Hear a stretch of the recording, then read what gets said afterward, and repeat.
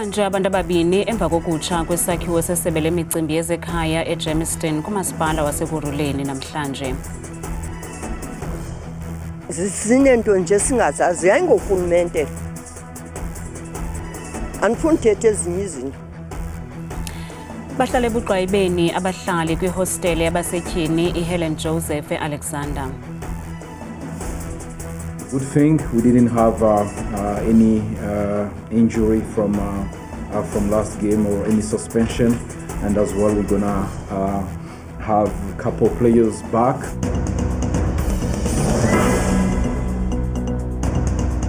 Sinamkele kwindaba zethu andambe ndodwa ndamba nophumza sikhumba noyitoliki yolwimi lwezandla Botani Mzontsundu. Kutshiswe isakhiwo sesebe lemicimbi yezekhaya eGermiston kumasipala waseKuruleni namhlanje kuvakala ukuba kuqhambuke umlilo erhanelwa ukuba ubangelwe ngabahlala abakhutshwe ngetshova kwisakhiwo ebebehlala kuso ngelithi bahlala ngokungekho mthethweni yaye abasazihlawuleli inkonzo. Ukuzokuthi kangoku sele kubanjwe abantu ababini ngokuphathelene nokutshiswa kwesakhiwo sesebe lezekhaya. Ibinguqula ukubhodwe namhlanje kwisixeko saseKuruleni eGermiston ngethuba kukhutshwa ngetshova abahlali kwiiflete ekukholelwa okokuba zezikarhulumente yaye bahlala ngokungekho mthethweni kuzo. Unfortunately sisi mhlambe bayisendile but ezandleni zethu ayifikanga. How did they send it? Did they deliver straight into person or did they deliver into group or community or what? Because I don't understand. We never received anything like that. Angazi nothi ngiyaphi.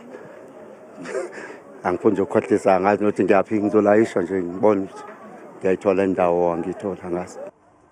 Oku kukhokhelele ekubeni abagwayimbi batshise isakhiwo sesebe lemicimbi yezekhaya noko kunjalo elisebe liqinisekisile okokuba izazisi neempepha zabantu zisakhuselekile.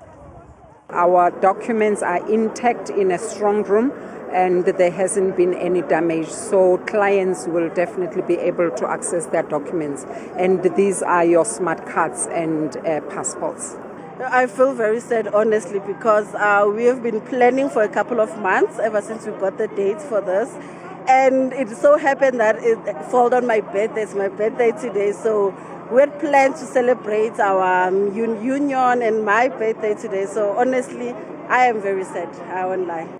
Ukanti kuvakala ukuba ukundlandlathekiswa kwaba bahlali ngumyalelo wenkundla yaye bebenikwe ithuba lokufumana ezinye indawo zokuhlala.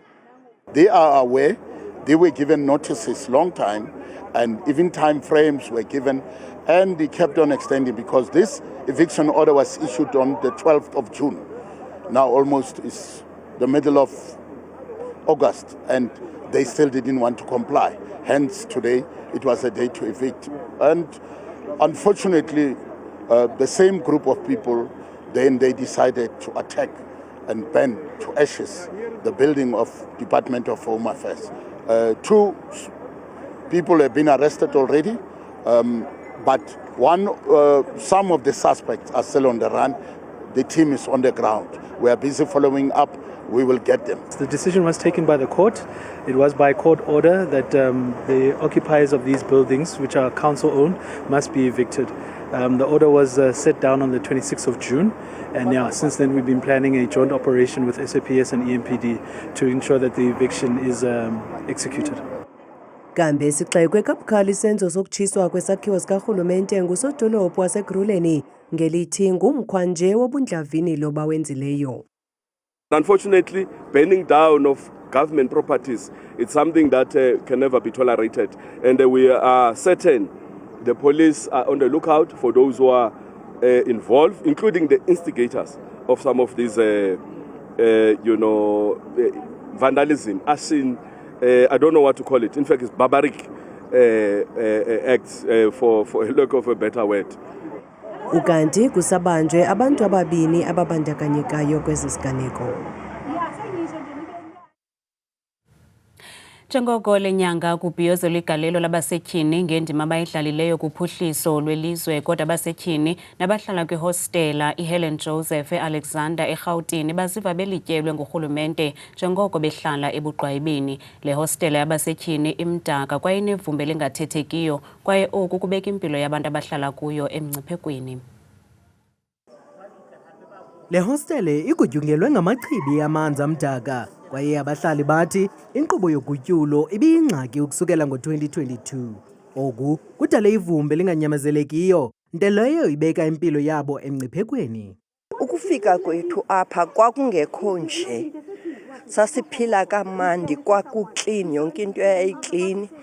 Nisena lithemba ngurhulumente? Alikho laphela, asinarhulumente. Sinento nje singazazi, ayingorhulumente.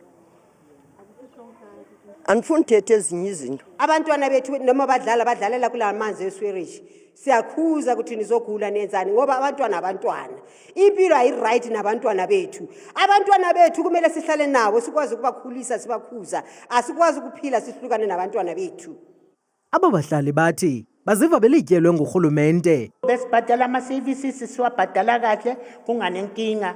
Okay, yaba emuva ibudget mayiseyiqala kungena. Sithi no angeke sabhadala i-services ngoba ibudget yengena le budget yiyo isibhadalela i-service ama-services wethu. Akusafani nakuqala, kubi ngoku, kubi nakuthi thina abantu bakudala, kubi kakhulu. Urhulumente akasinakanga, sihola umndende qha. Hayi sizawuvota. Abasemagunyeni bathi ngamampunge wokuba abahlali behostele iHelen Joseph balityelwe. Bakhona abantu abaklinayo abaqashwa eHelen Joseph abasibukela ukuthi indawo ehlezi abantu abahlezi kuyona eHelen Joseph iclean and bayasenzela lo day to day maintenance which is minor maintenance and ke ayikwazi ukuresponda kakhulu kwi-issue yesuwa namanzi because i-issue yesuwa namanzi seyinkulu kakhulu seyifuna i-contract yayo ezokwazi ukuthi iyodila na and ingakho sa-appoint uJohannesburg Water ukuthi asenzele lo msebenzi leyo and ngoNovember sobe sise-Helen Joseph ukuyo-introducer i-contractor through Johannesburg Water ukuyona ezosidilela nge-issue yamanzi ne-issue yesuwa. Abanye babahlali bale hostele bafika ngo-1972 ngethuba ivulwa ngokusesikweni, kodwa ngoku bathi izinto azimtakangqika. Abanye bathi kwakungcono kakhulu ngexesha lorhulumente wengcinezelo, nanjengoko ngela xesha babengasweli kwanto. Kwiindaba zethu kuChannel 163 noziphathela iNewsroom Africa, ndinguviyo lwethu Yamba, ndise-Alexandra eRhawutini. Angaphezulu kwekhulu amatye amangcwaba athe onakaliswa kumadlaka aseGaraphathuti abekwe kwicandelo lasemabileleng kwilali yaseDithakong kude kufuphi naseMahikeng kwiphondo laseMntla-Ntshona. Iintsapho ezingamaxhoba esizeleku zinxunguphele njengoko zingenayo nemali yokulungisa la matye. Angaphezulu kwekhulu amatye amangcwaba athe onakaliswa kumadlaka aseGaraphathuti, ukanti angama-25 kuwo ngawosapho lwakwaSifume. Mabitla a digilwe bagaetso since 2023. Amangcwaba amaninzi ayamoshwa. Siyazibuza ukuba ingaba le yimeko ejoliswe kusapho lwethu kuphela okanye kutheni na, kuba lo mntu uvele amosha la matye kuphela angawathathi. Ngoku ke asazi ukuba injongo yakhe yintoni. It's more than 25 yamabitla akuhayi kuHarasifume athubilweyo. Ingxelo ithi isehlo sokuqala senzeka ngo-April ngonyaka ka-2023. Ramegile thata fela ka gore mabitla a ko gae fela a sentsweng a marataro 6. Ngamatye esithandathu sapho lwam atshatyalelisiweyo kwaye ayisosihlandlo sokuqala kusenzeka oku. Atshatyaleliswa ngo-2023 sawalungisa. Kweli tyeli umonakalo ubumkhulu ngakumbi. Ne gape ngwaga e gape ba ipueletsa gape ke tshenyegelo gape e nngwe e fetang ile. Ezi ntsapho zithi lo monakalo ubatyabula epokothweni. Ixabiso lilonke lamatye ethu athe onakaliswa kuqikelelwa ukuba angakwi-50,000 ngokweentlobo ezahlukeneyo zamatye ebesiwaxhomile. Ayohluka ngexabiso nangendlela okhiwe ngayo. Umbutho iMoral Regeneration Movement eMntla-Ntshona usigxekile esi sehlo. These are valued symbols of deep remembrance and reflection with religious and or spiritual significance to some people. Therefore, their destruction is often viewed as offensive to those who attach strong, deeper connection to them. Uphando lwamapolisa ngezi ziganeko zimbini luyaqhuba. The South African Police Service in Northwest can confirm that a case of violation of graves has been opened in Lumanyaneng outside Mahikeng. Investigations into the case are underway and no arrest has been made. Uluntu luhlaba ikhwelo kwiziphathimandla ukuba zincedise kwilinge lokuhlanganisa amagosa okuthintela ulwaphulomthetho nokhuseleko lwamangcwaba kule ngingqi. Liyaxhalabisa izinga lentswela-ngqesho kweli. Iinkcukacha-manani zibonakalisa izinga eliphezulu labasetyhini abangasebenziyo okukubangela indlala kumakhaya amaninzi nanjengoko ulutsha lungasebenzi. Uninzi lolutsha xa luphuma esikolweni luhlala emakhaya nanjengoko inqongophela imisebenzi. Intloko yeenkcukacha-manani kweli loMzantsi Afrika, uMnumzana Risenga Maluleke, ucacisa ngamaphondo athe anengqesho kwikota yokuqala yalo nyaka. Gauteng and the Eastern Cape recorded the largest increases in employment in the second quarter of 2025, sitting at 95,000 and 89,000 respectively. The largest losses were in the Western Cape and KwaZulu-Natal, sitting at 117,000 and 86,000 jobs lost. Ukwathi ngokweenkcukacha-manani kule minyaka ilishumi idlulileyo ngamadoda anezinga eliphezulu labantu abafumana imisebenzi. The unemployment rate of men is sitting at 31% in the current quarter that we are reporting on, whereas that of women is sitting at 35.9%. When we unpack it, this unemployment rate by population group, we can see that the unemployment rate of Black African women is the highest at 40.2%. Ukanti le yimigca yabantu abakhangela imisebenzi mihla le ngethemba lokugxotha ikati eziko. Namhlanje baphalaze imbilini yabo abahlali ngendlela abachaphazela ngayo imeko yongabi namisebenzi. Ndagraduate 2022. Since then, I have never found a job in my field of study. So, anai experience, I have zero experience. Anphangeli, anai imali yokwenza driver's license. But umsebenzi ndiyawudinga. And just because ndingenayo i-driver's license doesn't mean that I'm incapable of ukwenza umsebenzi. So, those are the challenges ezikhoyo. Ulutsha lumemelela kurhulumente ukuba ancedisane nalo avule amathuba emisebenzi.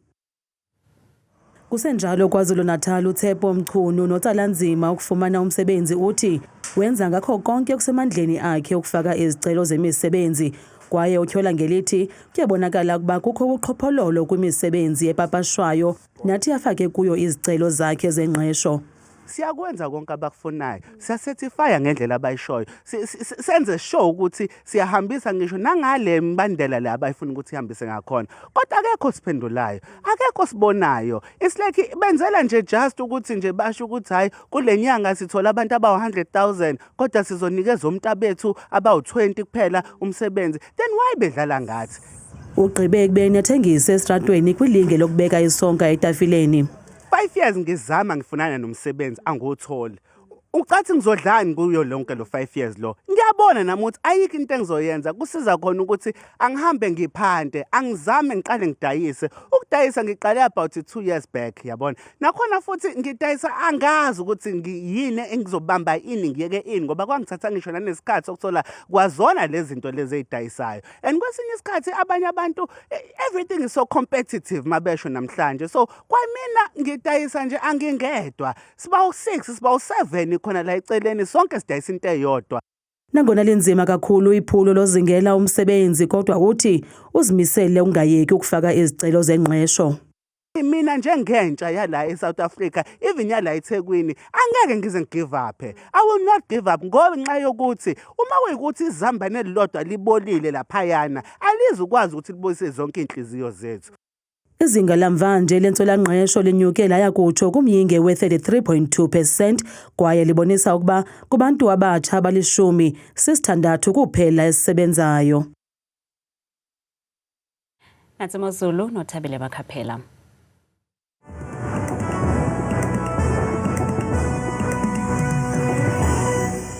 Kosi kakhulu ke Madikela noNcuthu kudesika yendaba ndiyabulisa nawe mbukeli apha ekhaya ndikwamkele kaloku eqongeni lam leMozulu bethuna ke mna ngegama ndikuThabile inzwakazi yabathembu mvanje nantsi Mozulu. masivuleke emzonzulu ekhaya siphawuleni kaloku iziganeko zamvanje ke kumfanekiso apha eMzantsi Afrika uphela noko phaya ngamandla kumbindi noncamo womzantsi uphela noko sibekele impila kakhulu futhi kwiindawo ezikumazantsi apha eMzantsi Afrika diyana phaya nazo zonke nje ezangcinga zokufuphi bevuswa kaloku bukele ekhaya loo ngqele nomoya ke ubhudla ngokuqatha kaloku ngaye ke futhi la 10 degrees bayayivala kube beyisoka kamnandi futhi la mini yangomso noxa ke kunetha kududuma futhi kubaleka phaya ngexesha lasekuseni futhi nako rhatya ku-22 degrees wona ke bukeli wam amaqondo wakho phantsi naphezulu ngelokuqala nqa kaloku iphondo kuphaya bethuna ephondweni lasempuma koloni ngamandla ke mzontsundu phaa kumantla nempuma yelaphondo phaa komthatha ku-7 degrees ekuseni futhi baqhubeke emzontsundu ekhaya futhi balivale balusongo lwasuku ngezomvula nendudumo ku-24 degrees zebenjenje phaya ephondweni kaloku lise-Free State futhi mbukela ekhaya ngamandla ke kumbindi namazantsi welaphondo Fixburg kwasekuseni iyavala langqina phaa futhi ngenxa yakhe kaloku la 2 degrees xa bevuka ngomso nantsi kwakhona bethuni imozulu ephondweni kaloku elizinze kwintshona koloni ngamandla ke emzonzulu phaa kwimpuma futhi namazantsi welaphondo njengaphaa koGeorge kwasekuseni ngezibhozo qabaqaba ngamafuthi naphaa ko-Oudtshoorn yonke nje laa ntsasa yakho yangomso kanti ke bukeli baphila kanje phaya ephondweni elise-Northern Cape ngomso futhi kumantla welaphondo kuRomani kwasekuseni ngaye kaloku la 8 degrees naxa usehla njalo futhi koKimberley yiloo nkwankca nemvula yonke intsasa yangomso kanti bona baphila ngolu hlobo phaya ephondweni yalise-North West ngomso ngamandla ke emzontsundu wam phaa kwintshona namazantsi welaphondo njapha phaya komorule ngekuseni futhi qabaqaba ngamafumpela bevuswa ke nguye kaloku la 9 degrees chuncembe nam ngokubanzi phaya ephondweni futhi kaloku elise-Gauteng ngamandla ke mbukela apha ekhaya kaloku kumazantsi welaphondo njengaphaa eSprings kwimpuma ko-7 degrees naphaa kumbindi ekuseni futhi koJohannesburg kube bubanda nje kancinane kakhulu phaya ngaye la 9 degrees nyuka nam apha ekhaya ngokubanzi phaya ephondweni yalise-Limpopo ngamandla futhi kumazantsi welaphondo bilabile ekuseni ngo-6 degrees naphaa kwintshona yelaphondo futhi koThabazimbi nengingizonke phaya ngikhona nkwankca njengephi yakhe kaloku la 7 degrees sehle njalo mbukela ekhaya ngokubanzi futhi sho ngokubanzi phaya ephondweni futhi lisempumalanga ngamandla ke kumantla welaphondo futhi naphaa kwimpuma kumantla koSikhukhuza ekuseni ngaye kaloku futhi bevuswa ku-13 degrees kanti ke ndiyayivala ndiyayisonga imozulu phaya ephondweni laKwaZulu Natal ngamandla mzontsundu kwincam nentshona yelaphondo Ladysmith kwasekuseni futhi kucwene kamnandi ngo-3 degrees bayivale bayisonge ngomso la mozulu futhi ngo-24 mna ndikuthanda kangaka xa eshwale miyole